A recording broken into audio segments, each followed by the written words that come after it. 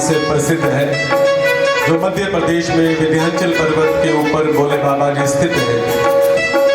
कारण भैया, अगर जीवन में आप कहीं पर भी उदास हो जाए ना, अगर जीवन में हमारे ऊपर कोई विपदा आ जाए, जब हमारे ऊपर कभी भी कोई विपदा आए, जब हमें जीवन में ये लगे कि भैया हमारा कोई सहारा नहीं है, जहाँ हमारा कहीं पर मान नहीं हो रहा, हमारी कहीं पर प्रतिष्ठा नहीं हो रही, तब व्यक्ति को चारों ओर से अपना मन हटा करके भगवान शिव के चरणों में अपना मन लगा लेना चाहिए। क्योंकि शिव परम शांति है, परम तत्व शिव भोले बाबा। एक बार विंध्याचल पर्वत के ऊपर देव ऋषि नारद जी आए। नारद जी आकर के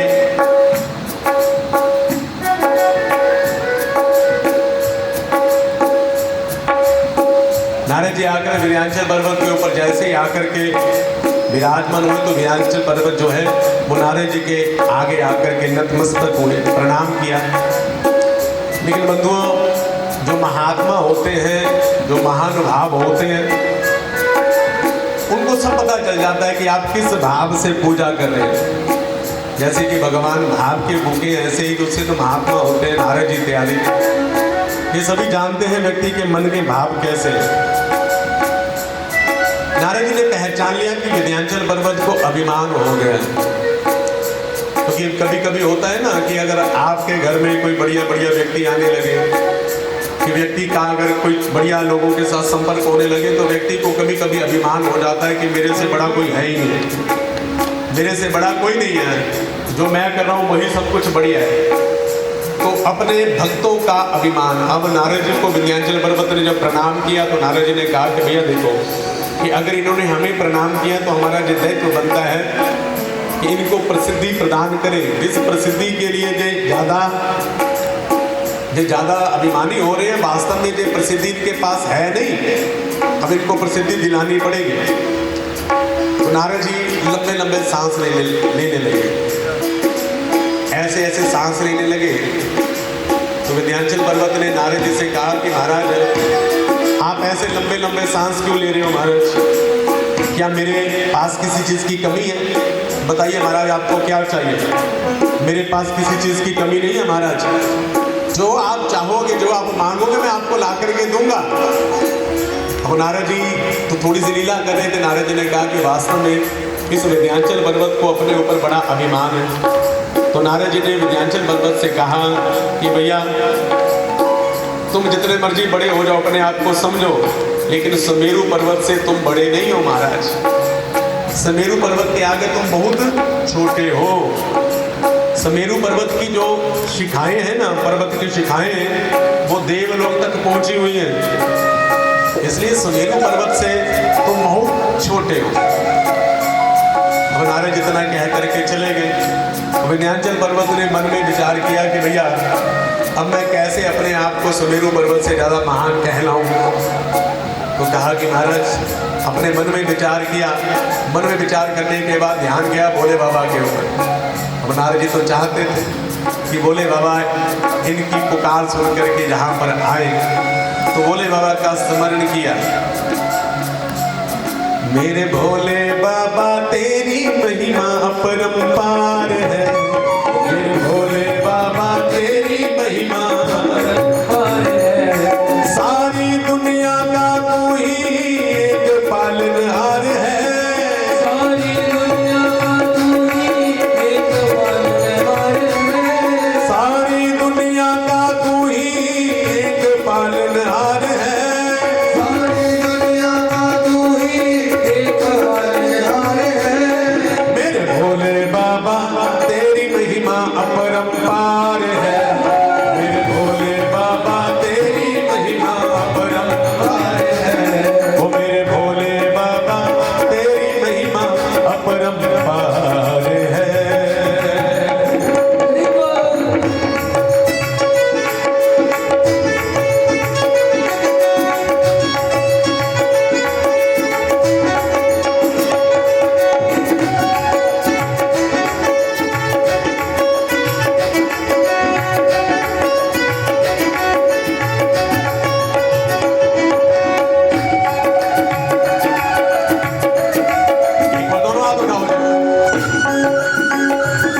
भोले बाबा के चरणों में आपसे ताली बजाते हुए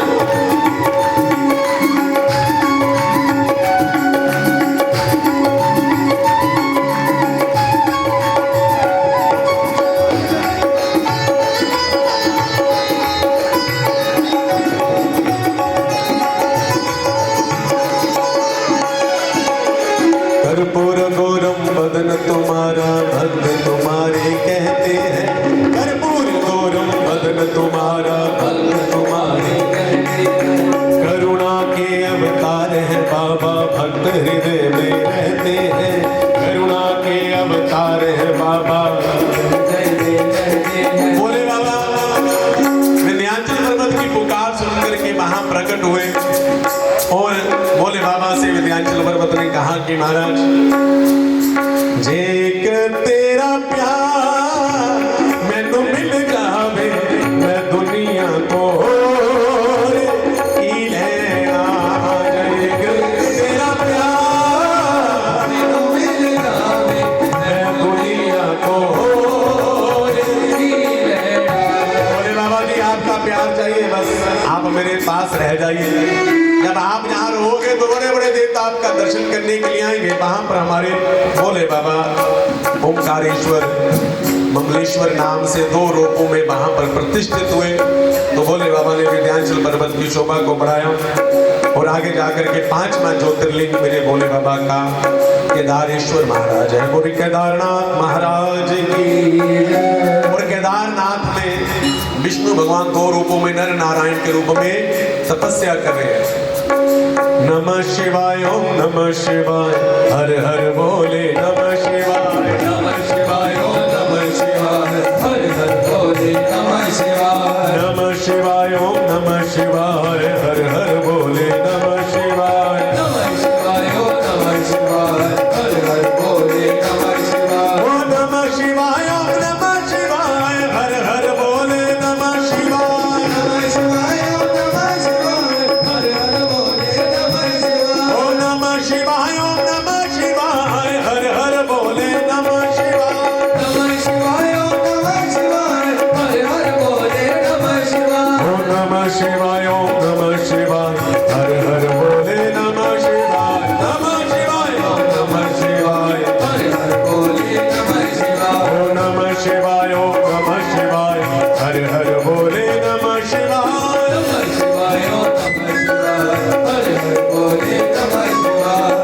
उत्तराखंड में जाओ, हरिद्वार से ऊपर ऋषिकेश से ऊपर ऋषिकेश और ऋषिकेश से ऊपर नीलकंठ इत्यादि होते हुए हम कहाँ पहुँचते हैं?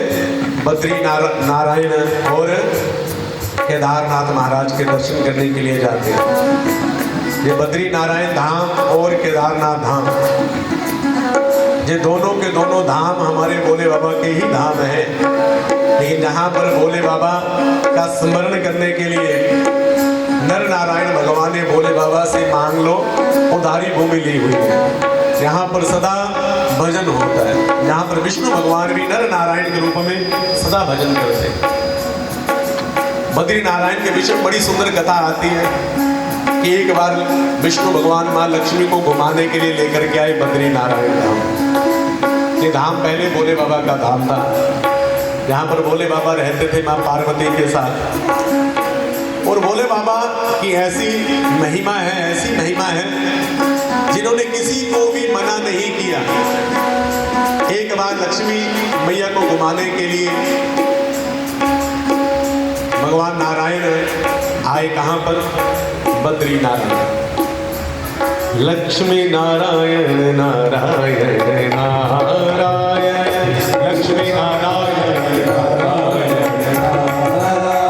ओ बद्री नारायण नारायण नारायण बद्री नारायण नारायण नारायण बद्री नारायण नारायण नारायण लक्ष्मी नारायण नारायण नारायण लक्ष्मी नारायण नारायण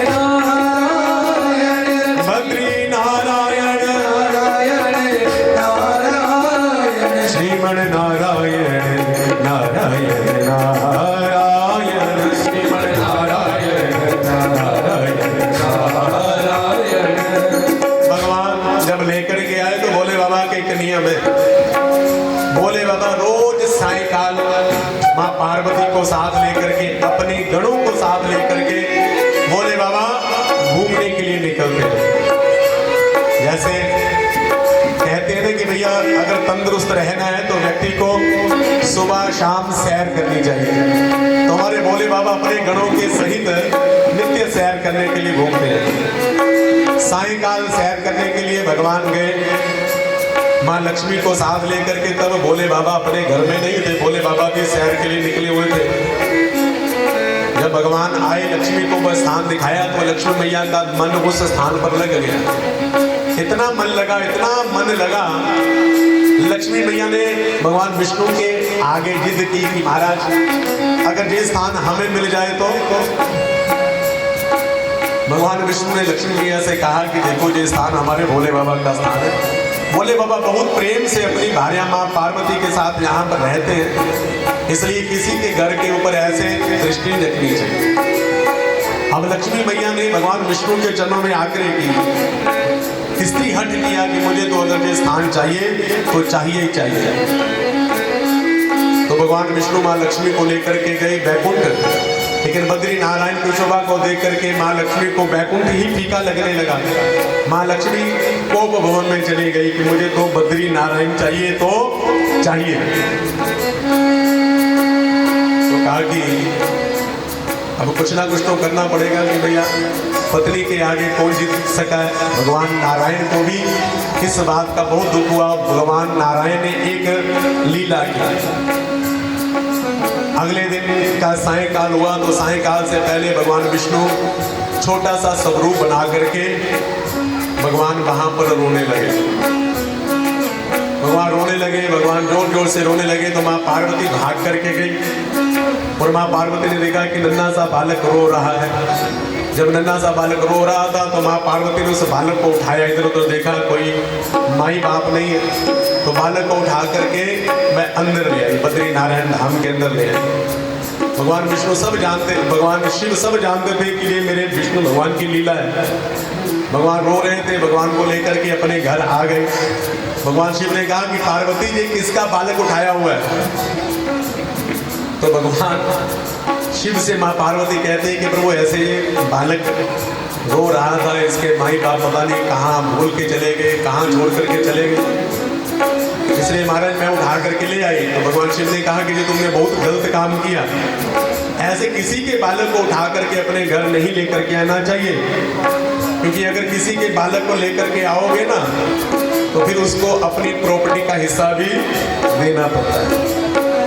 इसलिए हमें पता नहीं है कौन है, इसलिए तुम इस बालक को छोड़ाओ। पार्वती ने कहा कि नहीं प्रभु, अब नन्हा सा बालक है, इसके माता पिता ना जाने कहाँ छोड़ करके चले गए, अब जानबूझ करके छोड़ के गए, क्या उनकी समस्या बनी हमें तो नहीं पता, तो मैं तो इस बालक को नहीं छोड़ूंगी। कोई हिंसक जानवर इसको खा लेगा महाराज तो व्यर्थ में मुझे कष्ट होगा। तो भगवान शिव ने कहा कि देख ले, तुम्हारी मर्जी है। और सायंकाल हुआ तो सायंकाल में भगवान शिव ने माँ पार्वती से कहा कि चलो घूमने के लिए निकले, समय हो गया घूमने का। पार्वती ने कहा कि प्रभु ये बालक है, इसको साथ ले चले। भोले बाबा ने कहा कि नहीं, इस बालक को तुम यहीं रहने दो, अगर इसके माता पिता आएंगे इसका रोना सुनेंगे तो यहाँ से ले जाएंगे, अगर अपने साथ ले गए तो पीछे से इसके माता पिता आएंगे तो इसको ढूंढेंगे, व्यर्थ में बेचारे परेशान होंगे। इसलिए अगर इसके माता पिता कहीं पर कोई लकड़ी लेने के लिए, कोई समुदा, कोई फल इत्यादि कुछ लेने के लिए गए हैं तो वो बालक को ले जाएंगे। इसलिए माँ पार्वती ने बाहर से थोड़ी सी कुंडी लगा करके भोले बाबा के साथ माँ पार्वती निकल गई। उधर से भगवान विष्णु ने माँ लक्ष्मी को बुलाया और कहा कि अब तो मैया ने स्वयं ही हमें अपने घर के अंदर स्थान दिया है। तो लक्ष्मी मैया अंदर आ गई और अंदर से विष्णु भगवान ने कुंडा लगा लिया, अंदर से दरवाजा बंद कर लिया। अब भगवान शिव माँ पार्वती घूम करके जब लौट करके आए, भगवान शिव बैल के ऊपर बैठे हुए, साथ में माँ पार्वती बैठी हुई है। दूर से देखा कि महाराज ये कुंडा भोले बाबा के मंदिर में। सबसे विशेष बात यहाँ पर याद आई कि भोले बाबा के मंदिर में कभी भी दरवाजा नहीं लगता। जितने भी देवालय हैं सभी के दरवाजे बंद होते, पट बंद होते, लेकिन हमारे भोले बाबा का दरवाजा कभी भी बंद नहीं होता।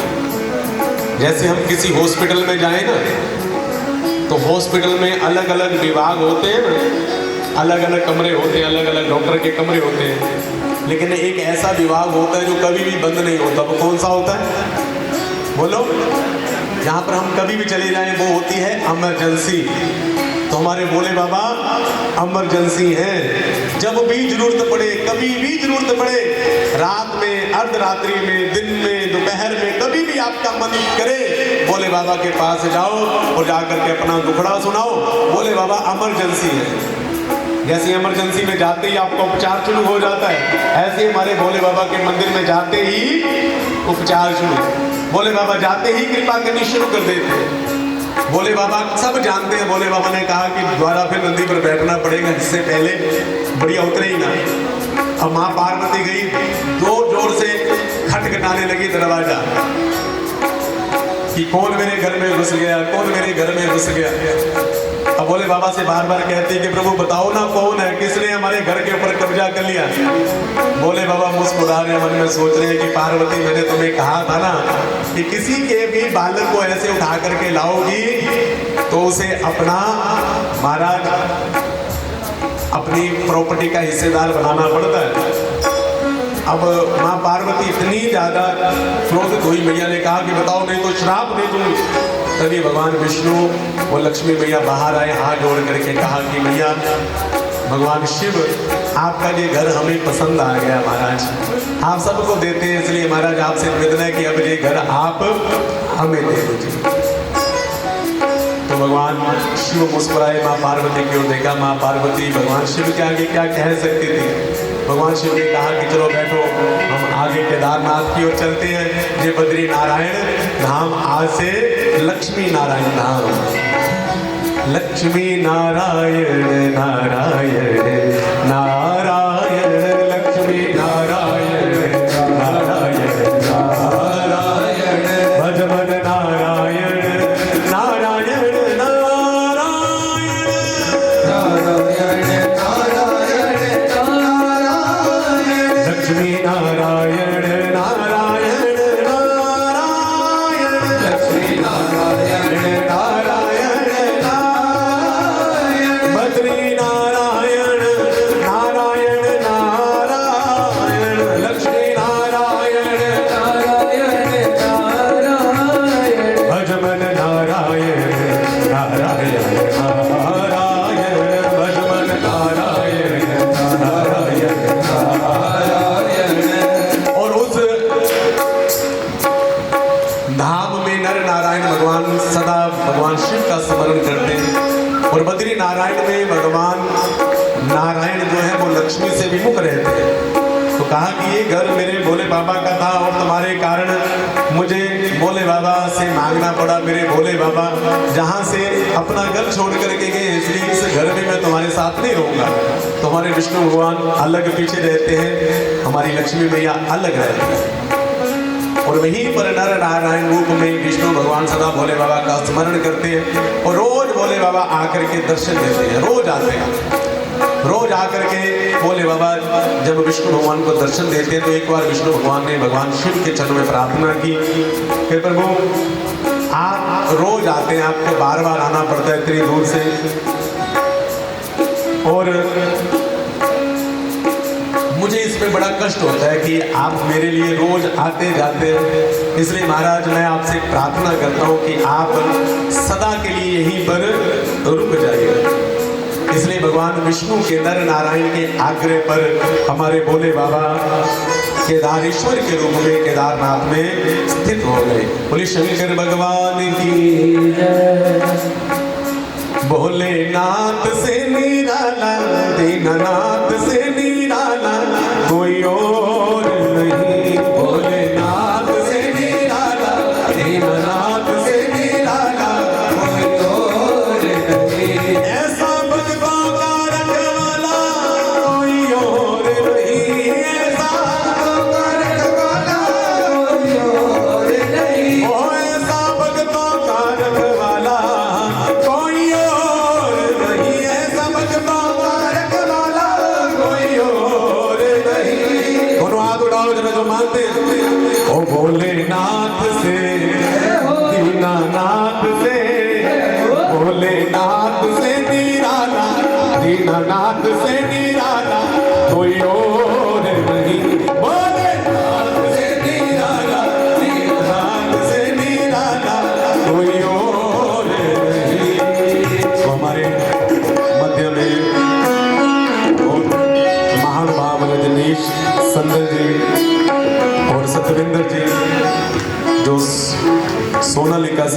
का यहाँ पधारने पर हार्दिक वंदन है, सुस्वागत है।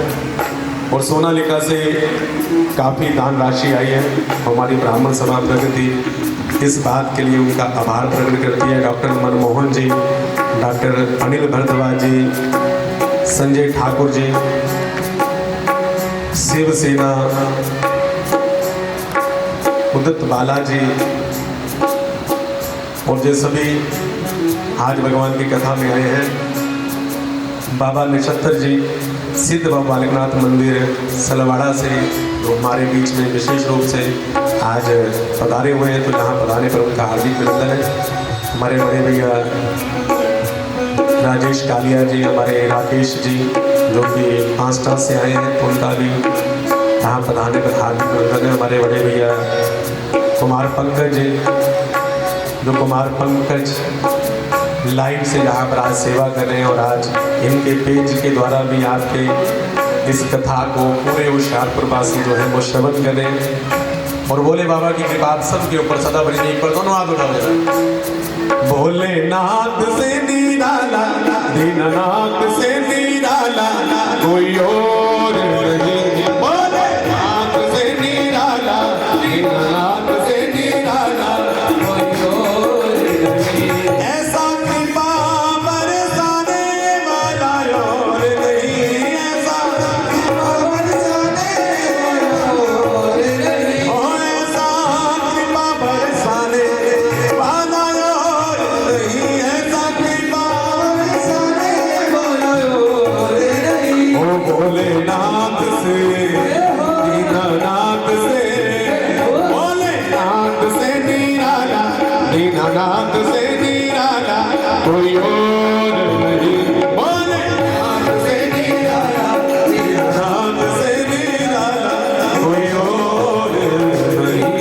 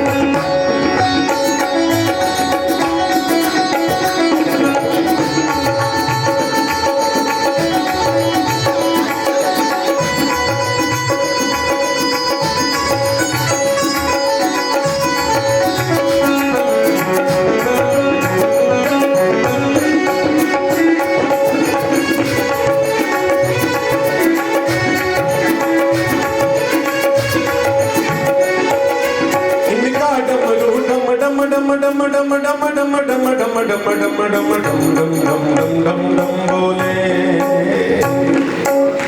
इनका डमरू डम डम बोले।